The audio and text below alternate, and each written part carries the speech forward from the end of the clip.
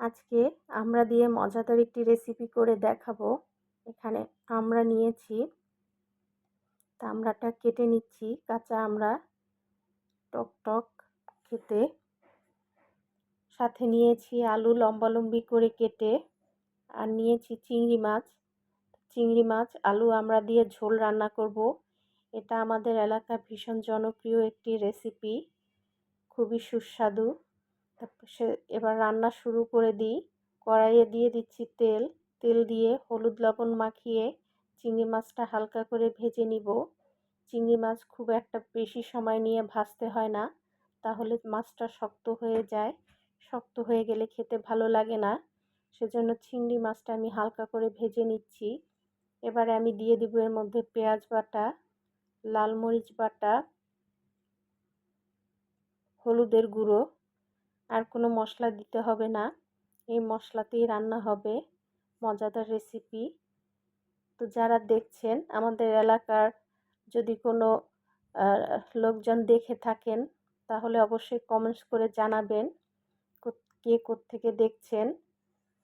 মশলাটা এবার ভালো মতো আমি কষিয়ে নিচ্ছি। যতক্ষণ না কাঁচা মশলার গন্ধ যাবে ততক্ষণ পর্যন্ত কষিয়ে নিব। যদি পানিটা শুকিয়ে যায়, আবারও একটু পানি দিয়ে কষিয়ে নিব ভালো করে।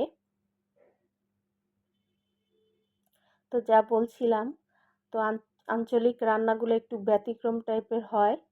তো এক এলাকার সাথে অন্য এলাকার রান্না মিলে না, তো সেজন্য অনেকে অনেক রকম ভালো মন্দ মন্তব্য করে থাকেন। তো যাই হোক, এরকম রেসিপিটা একবার করে দেখবেন, খেতে অবশ্যই ভালো লাগবে। তো চিংড়ি মাছ মশলা কষানো হয়ে গিয়েছে। এবারে আমি এর মধ্যে দিয়ে দিব কেটে রাখা আলুর টুকরোগুলো, দিয়ে ভালো করে নেড়ে দিচ্ছি। ভালো করে নেড়ে দিব।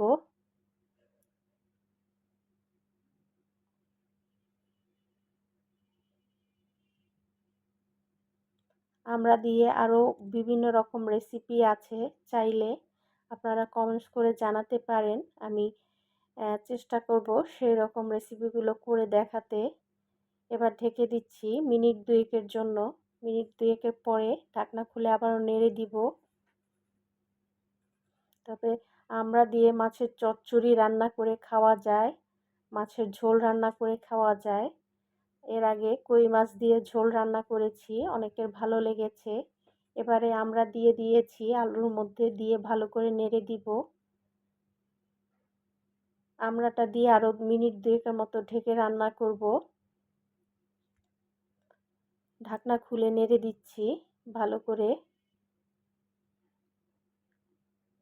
এবারে আমি এর মধ্যে দিয়ে দেব পানি পরিমাণ মতো, যাতে আলু এবং আমড়া সিদ্ধ হয়ে যায় এবং ঝোলটাও হয়। সেজন্য ডুবিয়ে আমি পানি দিয়ে দিচ্ছি। দিয়ে এবার স্বাদ মতো লবণ দিয়ে দিচ্ছি, ঢেকে দিব। কিছুক্ষণ পরে ঢাকনা খুলে নেড়ে দিব, আবারও ঢেকে দিব। মাঝখানে আবারও ঢাকনা খুলে নেড়ে দিচ্ছি। এবারে আলু আমরা সিদ্ধ হওয়া পর্যন্ত অপেক্ষা করব। যতক্ষণ না সিদ্ধ হবে ততক্ষণ পর্যন্ত রান্না করব। আবারও ঢাকনা খুলে নেড়ে দিচ্ছি। তা আলু আমরা প্রায় সিদ্ধ হয়ে গিয়েছে, ঝোলটাও কমে এসেছে। এবারে আমি ভেজে রাখা জিরের গুঁড়ো দিয়ে নামিয়ে নিব। রান্না হয়ে গিয়েছে। আপনারা চাইলে ধনিয়া পাতা কুচি দিয়ে নামিয়ে নিতে পারেন। তা আমি জিরের গুঁড়ো দিয়ে নামিয়ে নিচ্ছি। যারা আমার এই ভিডিওটি প্রথম দেখছেন, তো এরকম আরও রেসিপি আছে, চাইলে চ্যানেলটি সাবস্ক্রাইব করে নতুন নতুন রেসিপির জন্য অপেক্ষা করতে পারেন। ধন্যবাদ সবাইকে, ভালো থাকবেন।